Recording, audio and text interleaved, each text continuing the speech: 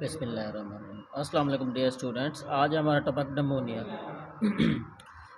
यहाँ पे जो पी लफ्ज़ लिखा हुआ है, ये पी साइलेंट है, इसको हम नमोनिया पढ़ते हैं।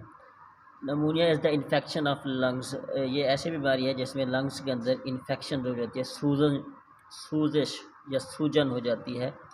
If the infection effect the both lungs, अगर ये इन्फेक्शन दोनों लंग्स को मुतासर कर रही हो, दोनों लंग्स को बीमार कर रही हो, then it is called double pneumonia. फिर इसे हम क्या कहेंगे? Double pneumonia. The most common cause of pneumonia is a bacterium.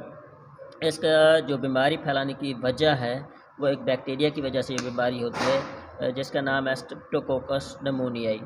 Some viral influenza and fungi may also lead to the pneumonia. और कुछ जो वायरस की वजह से बीमारियाँ होती हैं, जैसे इन्फ्लुएंजा, फ्लू वगैरह, एंड फंगल इन्फेक्शन या फंजाई की वजह से जो इन्फेक्शन हो जाए, वो भी नमोनिया का बायस बन सकती हैं।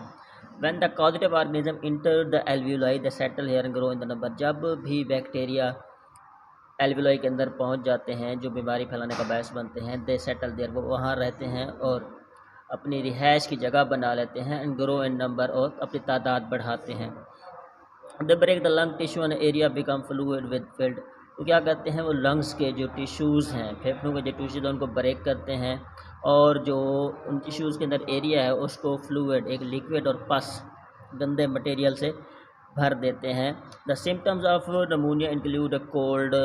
इसकी अलामात में शामिल है कि सर्दी लगती है, हाई फीवर, शिवरिंग, कांपना, and a cough with sputum production, और खांसी होती है जिसमें बलगम भी आती है। पेशेंट में बिकम शॉर्ट ऑफ ब्रीथ। इसमें जो मरीज़ है उसको सांस लेने में दुश्वारी होती है। द पेशेंट स्किन कलर में चेंज और बिकम डस्की और पर्पलिश। तो मरीज़ का कलर पीला, गहरा ब्राउन हो जाता है। It is due to the poor oxygenation of blood. इस ये खून के अंदर ऑक्सीजन की कमी की वजह से। क्यों? क्योंकि जब हम दोनों लंग्स मुतासर हो जाते हैं तो प्रॉपर तरीके से सांस नहीं ले पाते। Vaccine are also available to prevent the pneumonia. Pneumonia से बचाने के लिए वैक्सीन भी अवेलेबल हैं, जो स्ट्रेप्टोकोकस नमोनिया की वजह से, बैक्टीरिया की वजह से जो नमोनिया होता है उसके इलाज के लिए वैक्सीन भी अवेलेबल है और एंटीबायोटिक भी अवेलेबल हैं।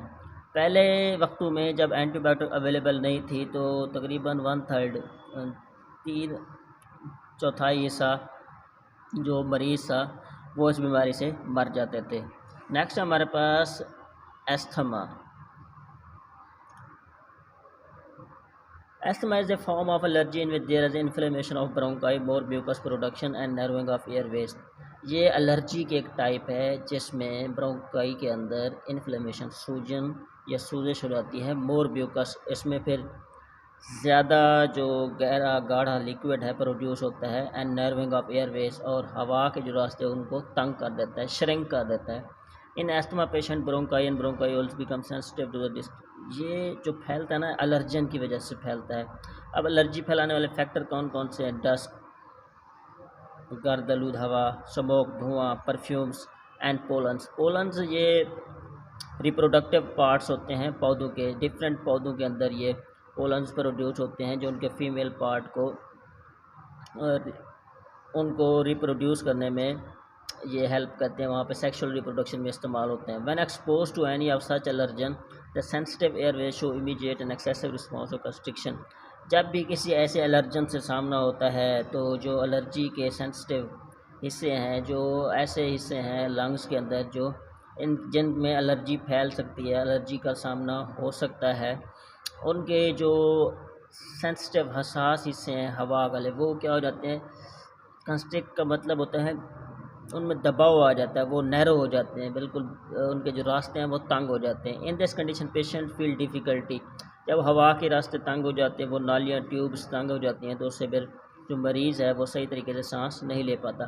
The symptom of asthma vary from person to person. Asthma की जो अलामात हैं वो मरीज़ टू मरीज़, एक बंदे से जो दूसरा मरीज़ है उसमें मुख्तलिफ होती हैं, लेकिन जब उसकी अहम जो तकरीबन सब के अंदर पाई जाती है उसमें शॉर्टनेस ऑफ ब्रीथ, सांस की तंगी, स्पेशली विद एक्सर्शन और एट नाइट, तकरीबन जब हम सो रहे होते हैं तो उस वक्त ज़्यादा होती है ये। वीजिंग, विस्लिंग साउंड, वीजिंग मतलब खरखराहट, जो हमारे गले में आवाज़ पैदा होती है सांस लेते वक्त।